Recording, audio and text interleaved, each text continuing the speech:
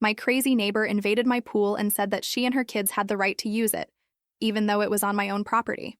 My husband and I stood in front of our new house in Boise, keys in hand, still not quite believing it was real. 42 years old.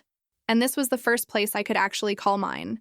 Not renting, not temporarily staying somewhere, not living in someone else's property and following someone else's rules, but legally and permanently mine. Mark was 45, and we'd spent 7 years, 7 entire years, saving every possible cent to make this happen. Every bonus from work, every tax return, every single extra dollar we could squeeze out of our budget went straight into the house fund.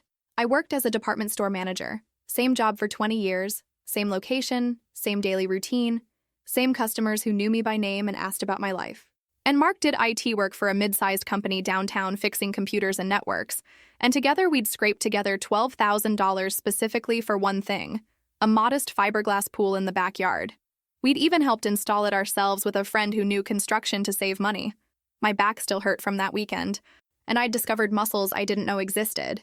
And honestly, that pool meant more to me than the house itself, more than the updated kitchen with its granite countertops, more than the renovated bathroom with the new tile, more than any other feature of the property.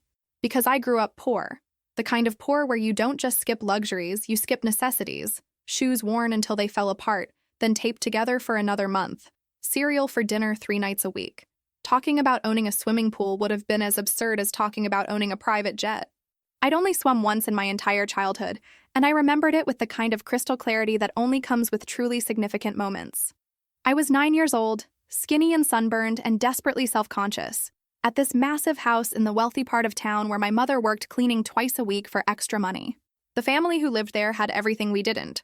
A sprawling house, expensive cars in the driveway, furniture that looked like it came from magazines, and most importantly, this enormous in-ground pool with crystal-clear blue water and an actual diving board. One afternoon, I still don't know exactly why they did it. Maybe they felt sorry for the poor cleaning lady's daughter. Maybe they were just generous people. The owners told my mother I could use the pool for exactly 1 hour while she finished her work. I still remembered every single detail of that hour like it happened yesterday instead of 33 years ago. How nervous I felt walking out to that pool in my old faded swimsuit that used to belong to a cousin and was already too small for me. How the wealthy woman had smiled at me, but in that way that made it clear she knew exactly how poor we were.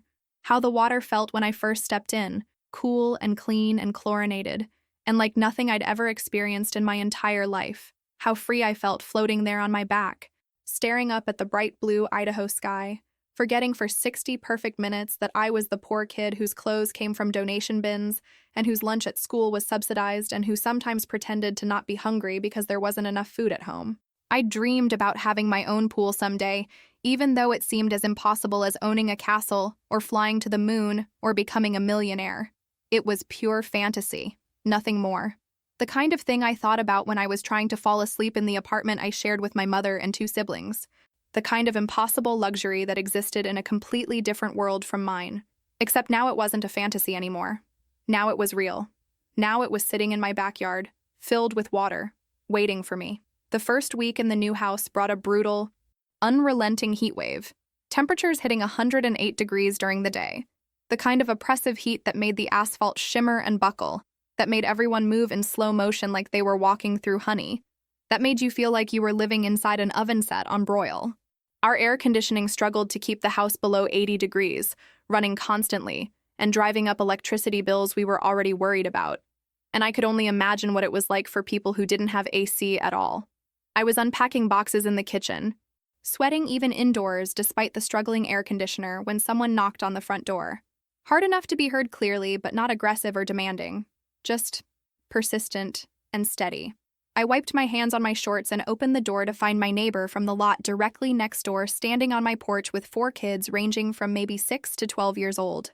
All of them drenched in sweat like they'd just run a marathon. Their faces were bright red and flushed. Their hair was plastered flat against their foreheads and necks, and they all looked absolutely miserable in the brutal heat.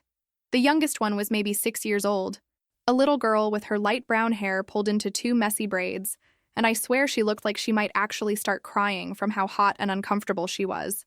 "Hi, I'm Jennifer," the woman said, and her smile seemed genuine enough in that moment. She looked to be in her mid-30s, average build, wearing jean shorts and a gray tank top that was already dark with sweat stains under her arms and down her back. Her own face was flushed deep pink from the temperature. "We're your neighbors. Obviously, we live right there next door. I know this is probably weird timing since you just moved in like a week ago, and I'm so sorry to bother you when you're probably still getting settled and have a million things to unpack, but..." She gestured helplessly to her 4 kids, who were standing there in the blazing sun looking like they might actually melt. "Would it be possible maybe for the kids to use your pool? Just for an hour? I know it's a huge ask, and if you say no, I totally understand. But they've never really had the chance to swim in a real pool before. And this heat is killing all of us. We don't have AC, and the house is like 115 degrees inside. I wouldn't normally ask a neighbor I just met, but it's supposed to stay this insanely hot for at least another week straight, and they're suffering."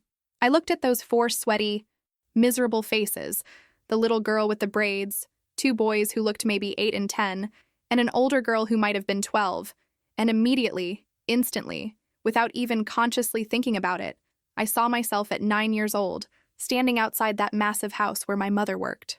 I saw myself in that too small swimsuit, desperate and hopeful and praying that someone would show me kindness and let me experience something I could never afford on my own. The memory hit me with physical force, like someone had actually punched me in the chest.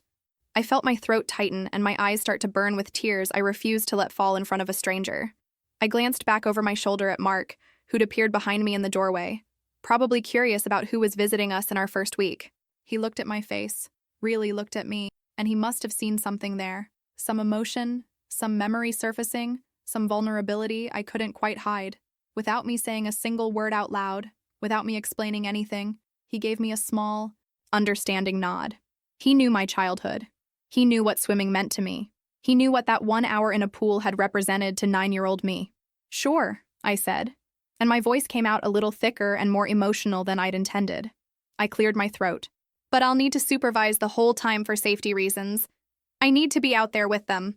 Jennifer's entire face lit up, like I'd just told her she'd won the lottery, like I'd given her kids Christmas morning in the middle of July. "Oh my God. Thank you so much. You have no idea. This means the world to them, seriously. We really, really appreciate this so much." For the next hour, I sat on one of our new deck chairs in the shade. It was too hot to sit in direct sun. Watching those 4 kids play in the pool while Jennifer supervised attentively from the pool's edge, sitting with her feet in the water. The kids were polite and well-behaved, actually saying please and thank you when I offered them the floats we'd bought, and they didn't make too much mess or noise. They mostly just swam and floated and clearly relished every single second of being in cool water instead of suffering in the brutal heat. About halfway through, Jennifer came over and sat in the chair next to mine. "This is so kind of you," she said, watching her youngest giggle as she floated on a noodle. "We moved here 6 months ago, and honestly, I've been worried about making a good impression. You know how it is in a new neighborhood." "I get it," I said. "We're new too. Still figuring everything out. The kids have been begging for pool access since we got here," she continued. "But lessons are so expensive and community pools are always packed. This is a real treat for them." I felt that familiar tug in my chest. I'm glad we could help. When the hour was up, I'd told Jennifer 1 hour, so I kept track of the time on my phone. Jennifer actually had all 4 kids help clean up before they left. They collected the floats, picked up the wet towels, and left the wooden deck spotless. Jennifer thanked me profusely, her eyes actually getting a little wet with gratitude, before shepherding her kids back to their house next door.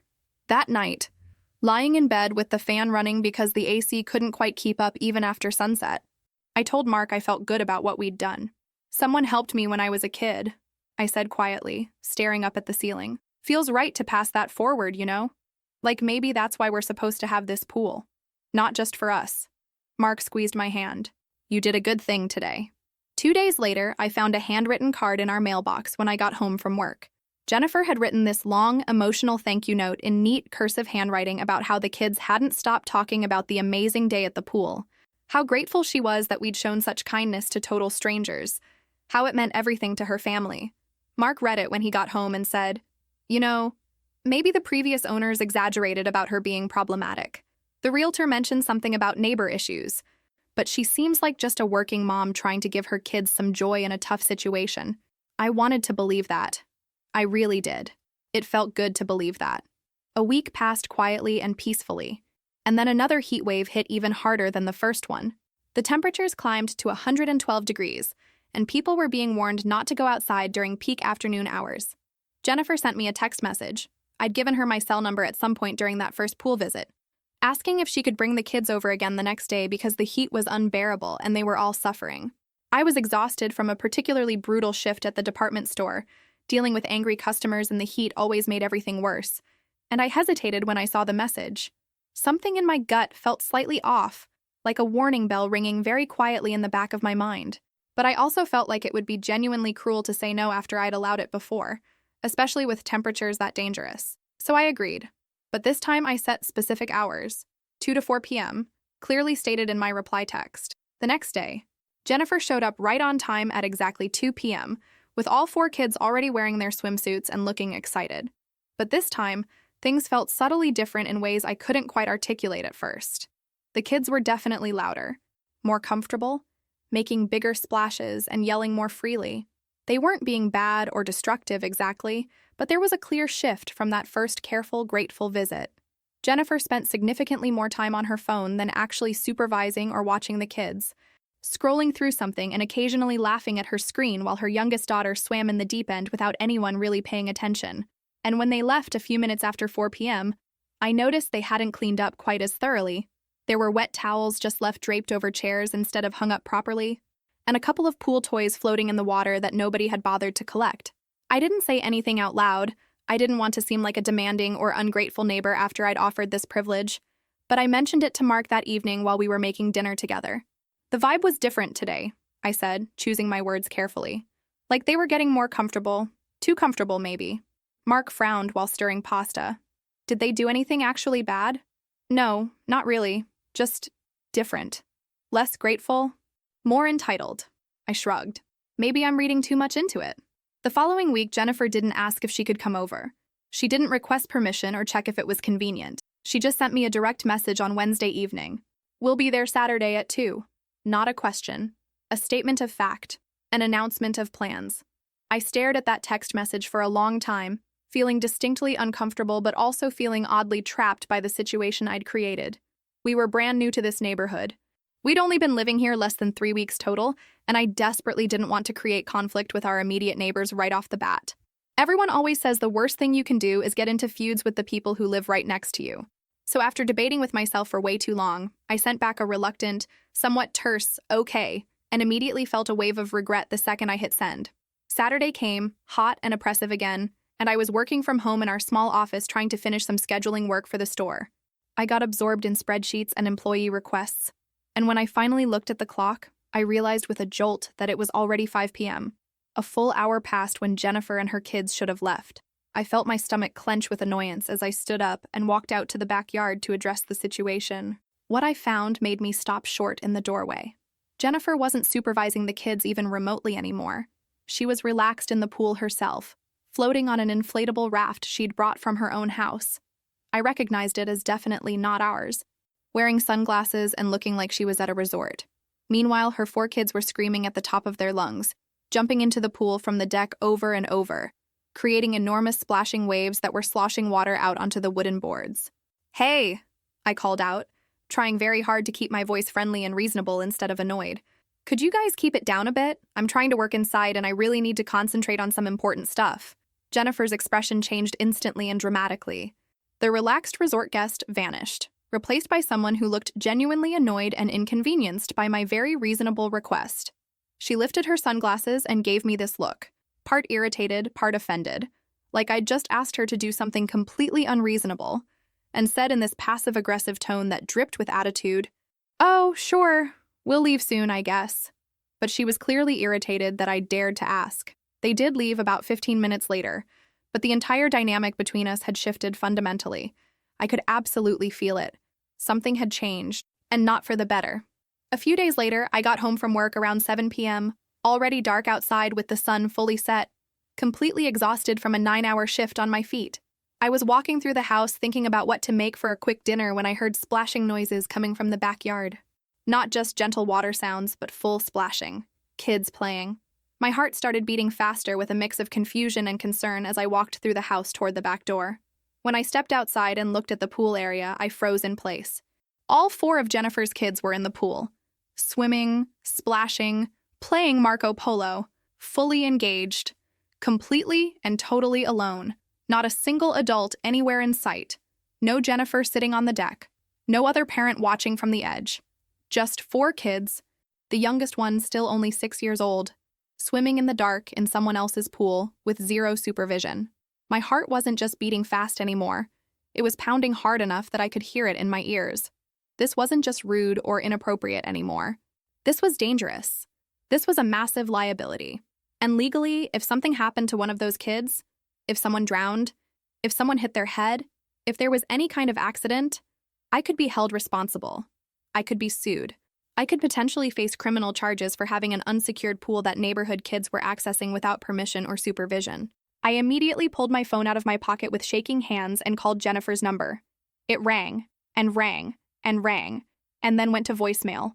I called again. Same thing. I called a 3rd time, and this time she actually answered on the 6th or 7th ring. Hello? She sounded casual, like nothing was wrong. Where are you? I said, not bothering to hide the stress in my voice. Your kids are in my pool right now, alone. No adult supervising at all. Oh, they know how to swim, she said with total indifference, like I was being ridiculous for even bringing it up. They know the way to your house. It's not a big deal. It is a big deal, I said firmly. They're children. The youngest one is 6. And this is my property, which means I'm legally responsible if anything happens. She sighed like I was the most annoying person in the world. Fine, I'll be right there. 20 long, agonizing minutes passed before Jennifer finally showed up to collect her children. 20 minutes where I stood outside watching those kids swim, terrified that someone would get hurt on my watch, unable to go inside and relax because I felt obligated to supervise since she wasn't. When she finally arrived, walking across our yard like she had every right to be there, she didn't apologize. She didn't acknowledge that she'd done anything wrong. She just called her kids out of the pool and said with that same indifferent tone, "Come on, guys, time to go home." I felt something harden inside me. I knew I needed to establish a firm boundary right then and there, before the situation spiraled any further out of control. Jennifer, I said clearly and directly, making sure she was looking at me. From now on, you need to let me know before any visits to the pool. Every single time. And there always needs to be an adult supervising the kids while they're in the water. Always. Non-negotiable. Jennifer's face tightened with obvious irritation, and she gave me what I can only describe as a hostile look. Fine, whatever, she muttered, but the tone made it absolutely clear she was just saying what I wanted to hear to get me to stop talking. She wasn't actually agreeing. She wasn't acknowledging my very reasonable boundaries. She was just trying to end an uncomfortable conversation. That night in bed, Mark said what I was already thinking but hadn't wanted to admit out loud. She's pushing boundaries on purpose, testing how much she can get away with. We need to set way harder limits before this situation gets seriously worse. I stared at the ceiling fan spinning slowly above us. I know. I just didn't want neighbor drama in our first month here. I think we might have it anyway, Mark said quietly. The following weekend, Mark and I decided we desperately needed a day completely to ourselves. Just us, alone, with no work stress. No obligations, no neighbors, no anything. We'd had an absolutely brutal week. I'd dealt with 3 employee conflicts at the store, and Mark had been working overtime trying to fix a major network issue at his company. And we needed to reconnect and relax in our own home that we'd worked so hard for. It was supposed to be our sanctuary, after all. Saturday morning arrived bright and hot, and Mark and I were sitting in the kitchen drinking coffee and actually feeling relaxed for the first time in days when someone knocked loudly on the front door. Mark and I looked at each other.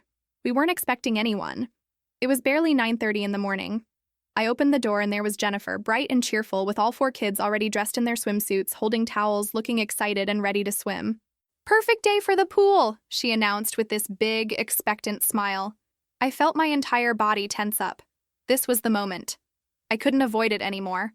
I took a deep breath, gathering every single ounce of courage I had in my body, and said as politely but firmly as I could manage, "Actually, today doesn't work for us. Mark and I need some private time together today." I watched Jennifer literally freeze on my doorstep.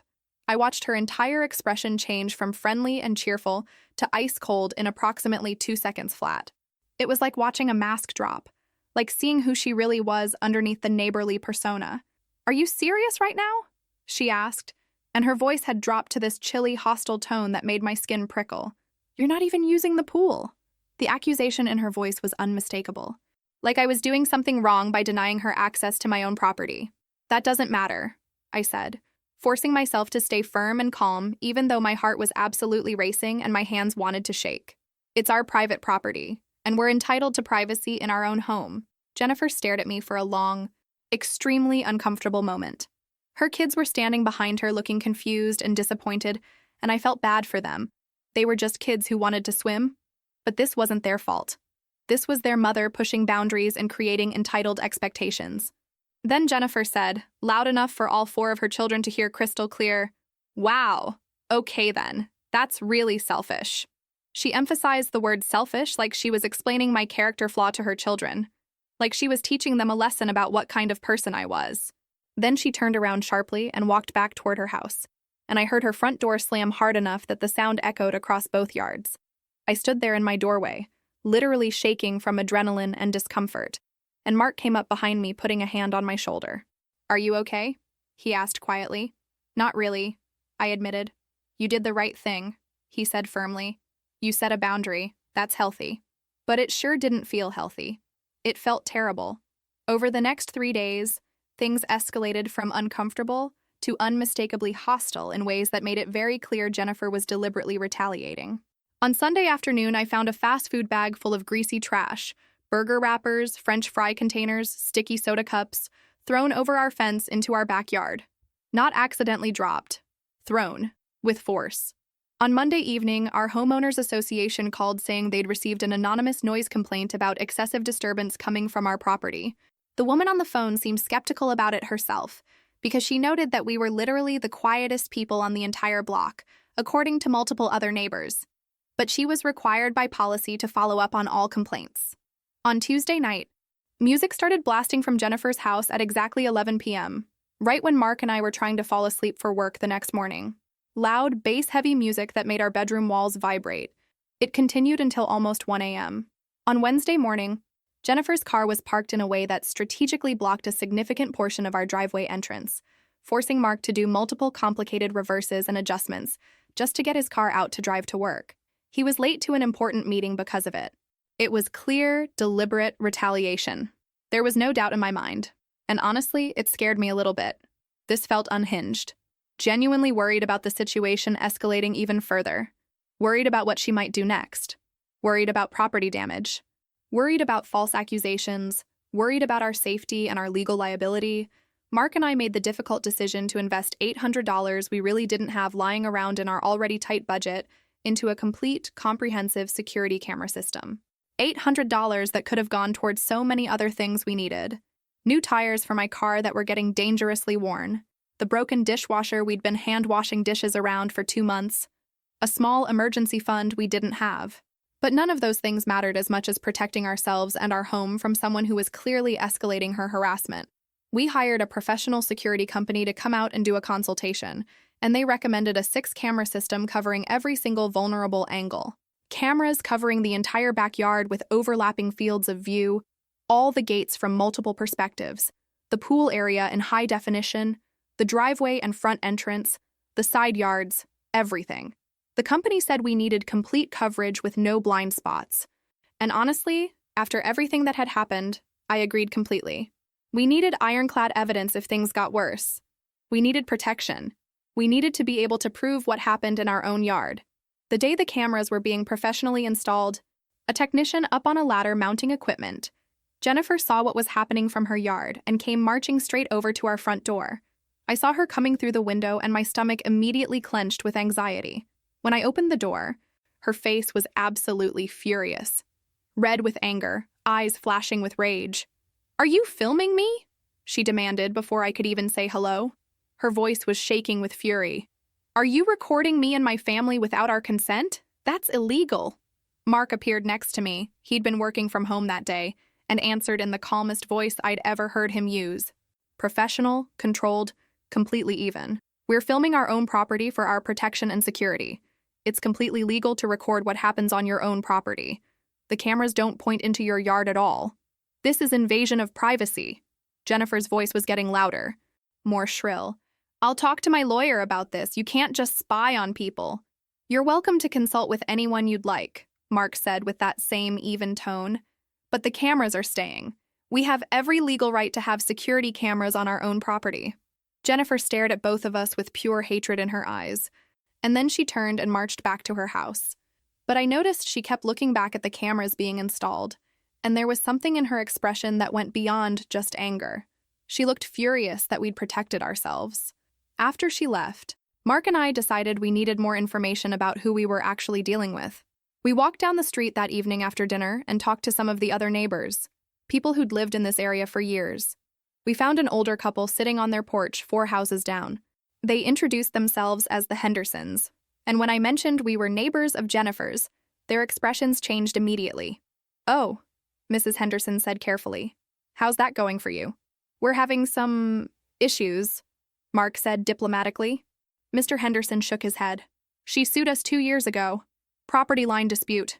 Claimed our fence was 6 inches over onto her side, demanded we pay to move it. Cost us $3,000 in legal fees before the surveyor proved she was completely wrong." "She's done this before?" I asked, though I already suspected the answer. "Multiple times," Mrs. Henderson said. "Talked to Jerry 2 houses down from you. She went after him about his dog. We found Jerry in his garage working on an old motorcycle. When we asked about Jennifer, he didn't even look up from his work. 'That woman,' he said, tightening a bolt, 'threatened to sue me for noise violations because my dog barked. My dog barely makes a sound. I ended up spending $2,000 on soundproofing just to make her go away." "Did she actually sue?" Mark asked. "Threatened to. Showed up with paperwork, the whole thing. I gave in." He finally looked up at us. "You having trouble with her?" "Starting to," I admitted. Jerry nodded knowingly. "Document everything. Get cameras if you don't have them. That woman collects lawsuits like some people collect stamps." The most disturbing story came from a woman named Patricia who'd lived on our street for 12 years. She invited us into her living room and told us, very seriously, about what happened to the Pizza Palace chain. Jennifer claimed she had an allergic reaction, Patricia said. Said there was peanut contamination. Sued them for $100,000. The owners fought it because they swore their kitchen was peanut-free, but the legal fees destroyed them. All 3 locations closed. "Was the allergy real?" I asked. Patricia paused. "I've seen Jennifer eat Thai food with peanut sauce at the neighborhood block party. Draw your own conclusions." Mark and I walked back to our house in silence, both of us processing what we'd just learned.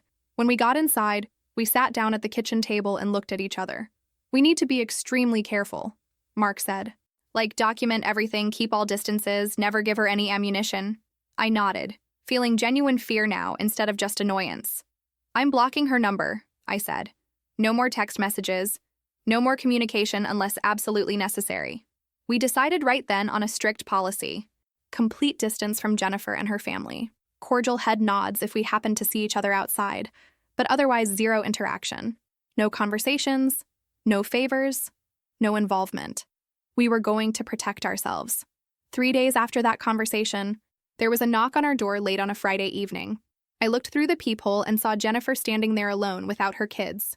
My stomach dropped. Mark and I exchanged a look and he nodded. We'd answer together, united front. I opened the door but didn't invite her in, didn't step aside, just stood there in the doorway with Mark right behind. Jennifer had this carefully practiced expression on her face that I can only describe as studied regret, rehearsed remorse. She looked like she'd been preparing this speech in a mirror. "I've been doing a lot of thinking and reflecting," she said in this soft, humble voice that sounded nothing like her actual personality. "And I realize I really overreacted to everything. I was stressed with the kids and the heat, and I took advantage of your generosity. And I'm genuinely sorry. I was wondering if maybe we could start over. Be friendly neighbors again? Like we were at the beginning?" I looked at her carefully, studied her face, tried to see if there was any genuine remorse there or if this was just another manipulation. And honestly, I couldn't tell. But I also knew it didn't matter. We'd made our decision. "I appreciate you apologizing," I said carefully, keeping my voice neutral and polite. "But Mark and I prefer to keep things private and maintain just a cordial but distant neighbor relationship going forward. We're not interested in getting more personally involved." I watched Jennifer's face carefully as understanding dawned on her. I saw the exact moment she realized what I was really saying, what I was really telling her. She'd lost access to the pool. Permanently. Completely. Forever. That door was closed and locked, and it was never opening again. Her practiced apologetic expression cracked and fell away, replaced briefly by something that looked like pure anger before she got control of herself again. All right then, she said tersely. Have a nice evening. She turned and left without another word, and I quietly closed and locked the door. Over the next 2 weeks, our security cameras, those $800 cameras that were worth every penny, documented something that was equal parts sad and disturbing. At various times throughout each day, Jennifer would come and stand on the other side of our fence, just staring at the pool. Not for a few seconds, for 10 minutes, 15 minutes, just standing there, looking at water that wasn't hers, that she couldn't access anymore. The cameras time-stamped each incident. Tuesday at 2:15 p.m., Jennifer standing at the fence for 12 minutes. Thursday at 5:40 p.m., Jennifer standing at the fence for 14 minutes. Saturday morning at 10:30 a.m., Jennifer standing at the fence for 11 minutes. It was obsessive. It was weird. It made me deeply uncomfortable. Then, on a Wednesday afternoon, the cameras caught something significantly more disturbing than just staring. The footage showed Jennifer approaching the exterior side of our pool's filtration system, which was accessible from outside our fence because of how the previous owners had positioned it, and actually trying to tamper with the controls. She was literally reaching through the fence slats, trying to turn knobs and flip switches, clearly attempting to damage or sabotage our pool equipment. She was there for almost 3 full minutes before she suddenly looked up, noticed the camera pointed directly at her, and quickly pulled her hands back and walked away fast. Mark and I watched that footage together that evening, and I felt scared for the first time. Not just annoyed or frustrated, actually scared of what she might do next. We need to be ready, Mark said grimly. Document everything, save all the footage, keep records. A week later, Mark and I had to travel out of town for my childhood best friend's wedding. We'd been planning this trip for months, since before we even found this house, since before we knew we'd have a neighbor situation to worry about. We'd bought plane tickets back in February, booked a nice hotel room in downtown Portland, bought an expensive gift off the registry, arranged time off work. It was a 4-day trip, leaving early Thursday morning and returning Sunday evening. My friend Emma was getting married, and I was supposed to be there. I'd promised her a year ago, when she first got engaged, that I wouldn't miss it for anything. We'd been best friends since elementary school, had been through everything together, and this was supposed to be one of the happiest weekends of my life. But now the thought of leaving our house completely unattended with Jennifer living right next door made me genuinely, physically anxious. I lay awake multiple nights that week, just worrying about what she might do while we were gone, what she might damage, what she might steal, what false accusations she might make. The possibilities seemed endless and terrifying. We spent an entire evening, almost 4 hours, preparing the house like we were preparing for a siege. We went to a hardware store and bought the most heavy-duty padlocks they sold, the kind with hardened steel shackles that the packaging claimed were bolt cutter resistant. We installed them on every single gate, front, back, both side gates, the fence door that led to the trash bins. We double-checked every single window lock in the house. We made sure the garage door was secure, and that all our valuables were documented and photographed. We set all 6 security cameras to maximum alert mode, carefully configuring each one to send immediate push notifications to both our phones the instant any motion whatsoever was detected anywhere on the property.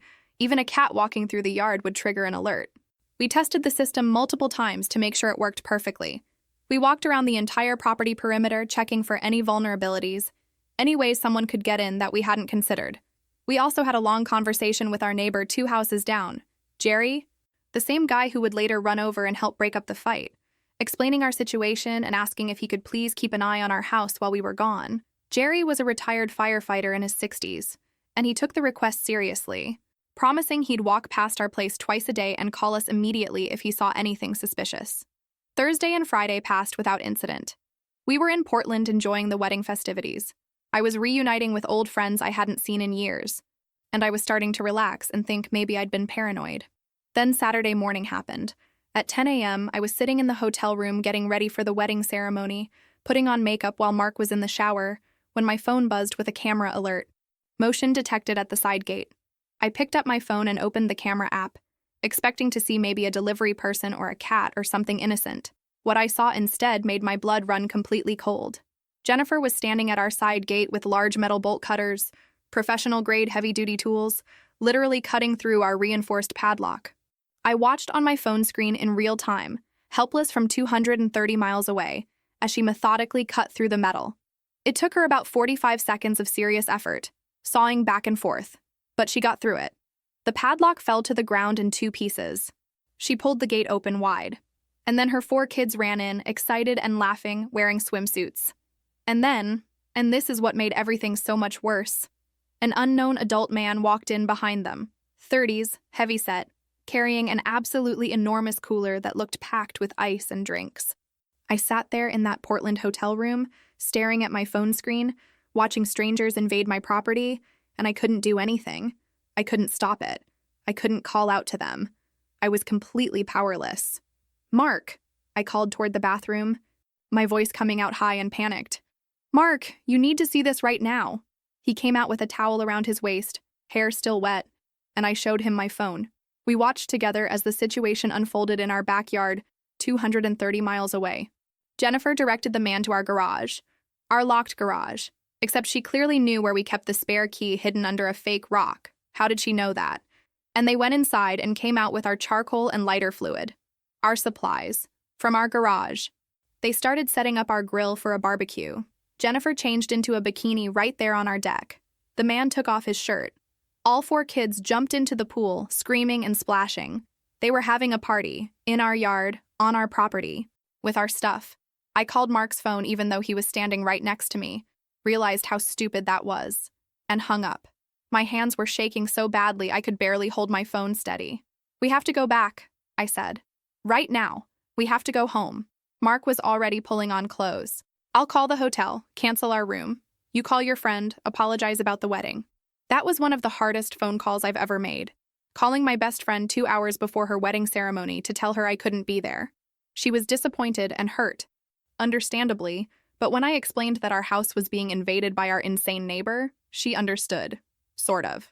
As much as anyone could understand such a bizarre situation. We'd talk several times in the weeks after, and she eventually understood why I had to leave.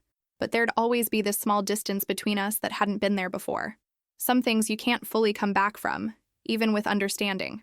Mark and I threw everything into our suitcases, checked out of the hotel, got in our car, and started the long drive back to Boise. 4.5 hours of highway.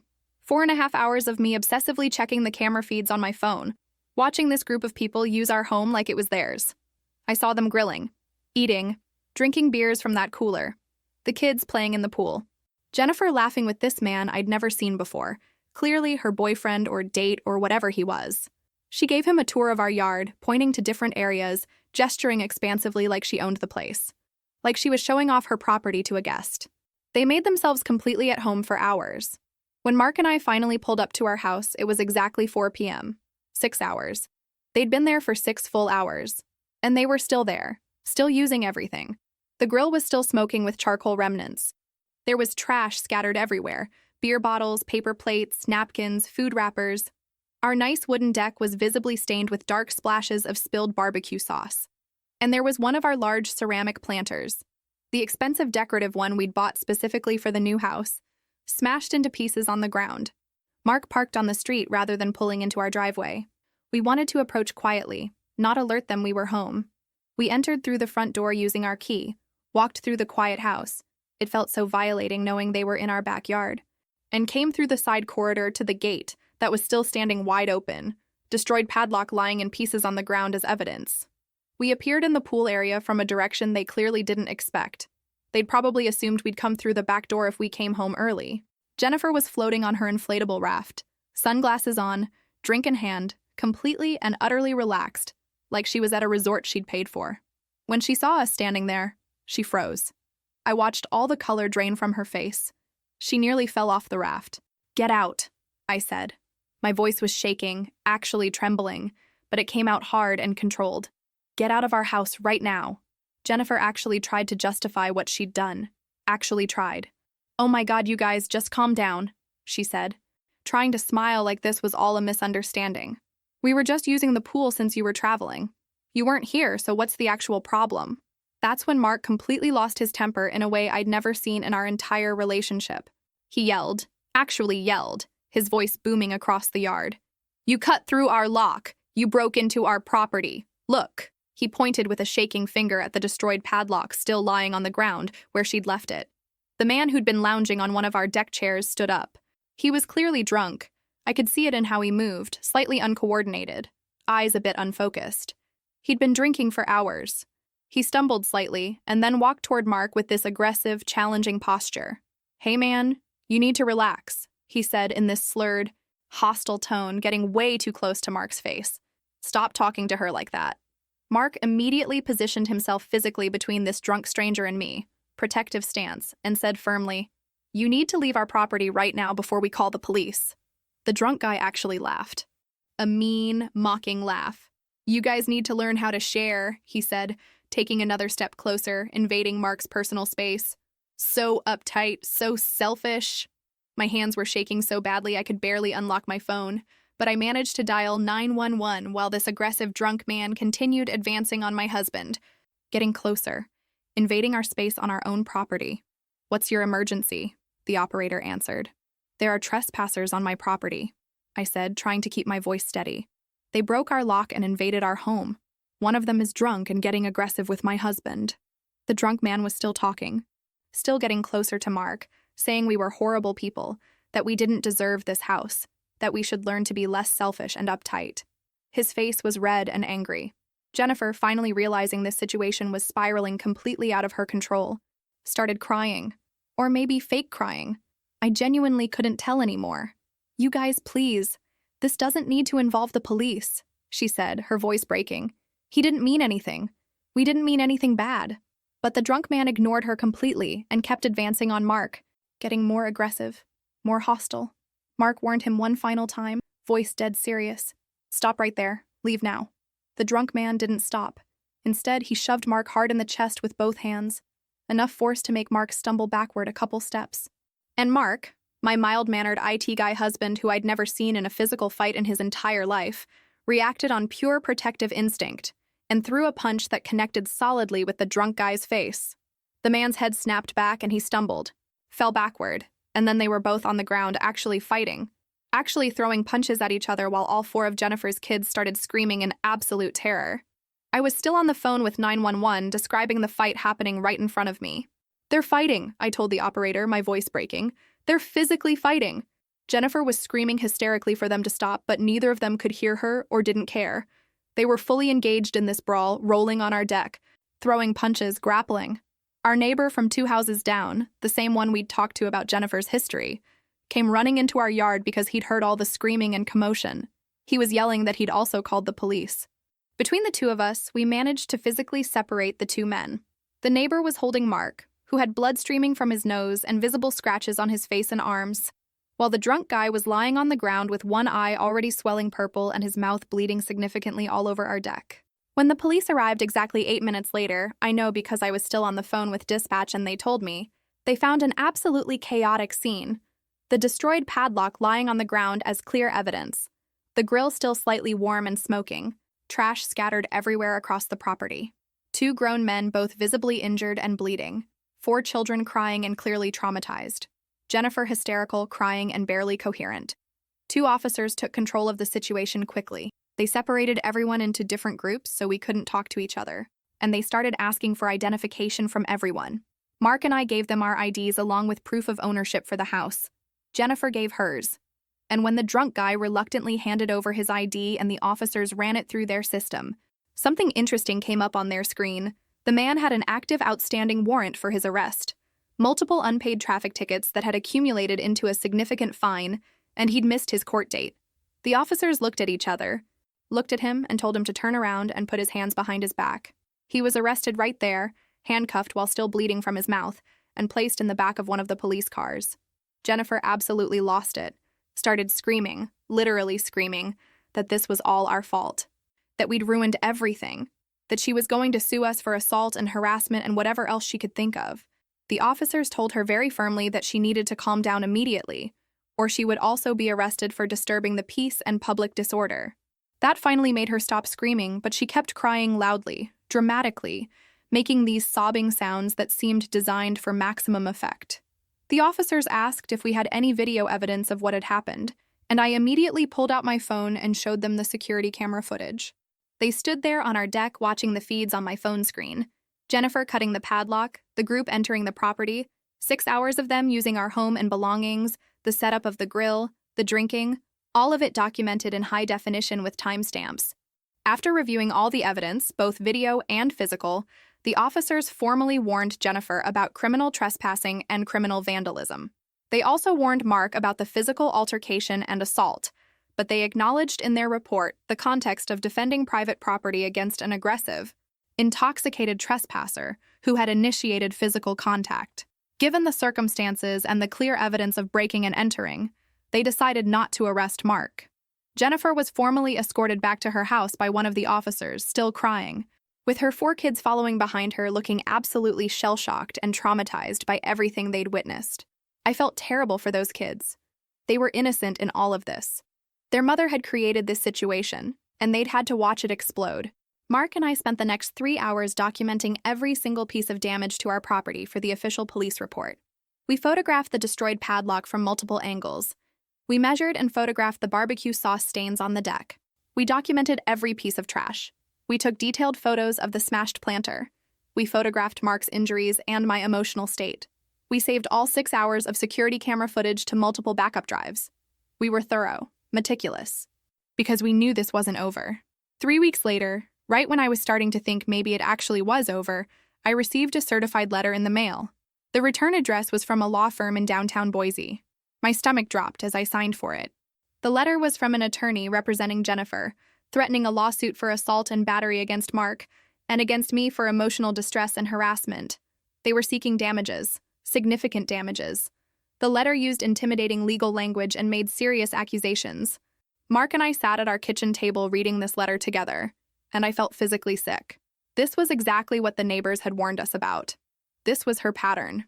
Sue people, make their lives hell, force them to spend money on lawyers whether she had a case or not. We consulted with an attorney, which cost us $1,200 we absolutely did not have in our budget, after already spending $800 on cameras and dealing with all the property damage. But we didn't have a choice. We needed legal protection. Our attorney was a middle-aged woman who specialized in property disputes and personal injury defense.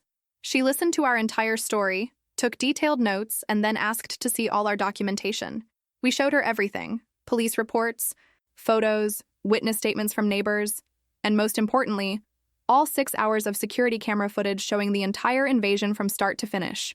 She sat in her office watching those videos on her computer, occasionally making notes, occasionally shaking her head in disbelief.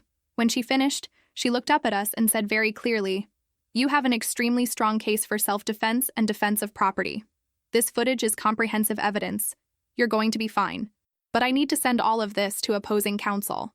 She drafted a detailed formal response letter to Jennifer's attorney, with all of our evidence attached. Every single video file, every photo, every document. She sent it via certified mail with proof of delivery required. 2 weeks passed with zero communication. Then our attorney called us on a Friday afternoon. I saw her name pop up on my phone, and my heart started racing before I even answered. "Good news," she said immediately. "Jennifer's attorney watched the footage and has withdrawn from the case. He's refused to continue representing her." I felt my entire body relax with relief I hadn't even known I was holding. "Really? Really?" she confirmed. "He sent me a brief note saying he's dropping her as a client. Between you and me, he probably realized she lied to him about what actually happened, and he doesn't want his name associated with a frivolous lawsuit." Through our attorney, we sent Jennifer one final formal notification. She had 30 days to pay us $2,800 for property damage, legal fees, and other expenses, or we would pursue criminal charges and file a counter lawsuit. For 27 days, there was complete silence, no response, no contact, nothing. Then on day 28, 2 days before the deadline, an envelope appeared in our mailbox. Inside was a cashier's check for exactly $2,800. No note, no apology, just the money. But we weren't done protecting ourselves. Our attorney helped us file for a permanent restraining order against Jennifer, citing the documented harassment, property damage, and pattern of escalating behavior. With all our evidence, the judge granted it immediately. The order legally required Jennifer to maintain a minimum distance of 300 feet from our property at all times. If she violated it even once, she could be arrested immediately.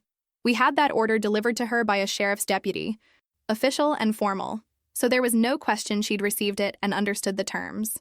4 months later, on a cold morning in late autumn, I was leaving for work when I saw it. A for sale sign had appeared overnight in front of Jennifer's house. Bright red letters, professional real estate photo of the property. She was leaving, moving. getting out. I told Mark that night, and we both felt this huge wave of relief. It was finally over. She was actually leaving. 6 weeks later, we saw moving trucks in her driveway. We watched from our window. We weren't about to go outside and risk any interaction that might violate the restraining order from our end, as she and her family loaded up and left. The kids looked sad, especially the youngest girl who was still crying, and it broke my heart knowing they'd been caught in the middle of their mother's choices. A few weeks after that, a new family moved in. A young couple in their late 20s, no kids. Both seemed professional and friendly, but appropriately reserved. They waved hello when they saw us, but maintained respectful distance. Perfect neighbors, honestly. The kind of people who understand boundaries. We both got in the pool that had caused so much trouble and chaos and conflict, but had also been worth every second of fighting for, and floated there together under the emerging stars. The water was perfect temperature, the night was peaceful, and everything was finally quiet. Was it worth it? I asked quietly. All of it? Mark squeezed my hand under the water. Would you do it again? Go through all of that? I thought about that question seriously. Thought about the stress, the fear, the confrontation, the lawsuit, all of it. And then I thought about 9-year-old me, the little poor girl in the too small swimsuit who'd gotten 1 hour in a pool and had carried that dream for 33 years through poverty and struggle and endless work towards something that had seemed impossible. That dream that wasn't impossible anymore. That was real. That was mine. Yeah, I said finally. I would, because it's ours. We earned it, and nobody gets to take that from us. We floated there together in the dark, in our pool, in our yard, in our home, the home we'd fought for. And for the first time since we'd moved in, it actually felt like the sanctuary we'd always wanted it to be. The dream I'd carried since I was 9 was real, and that made it all worth it.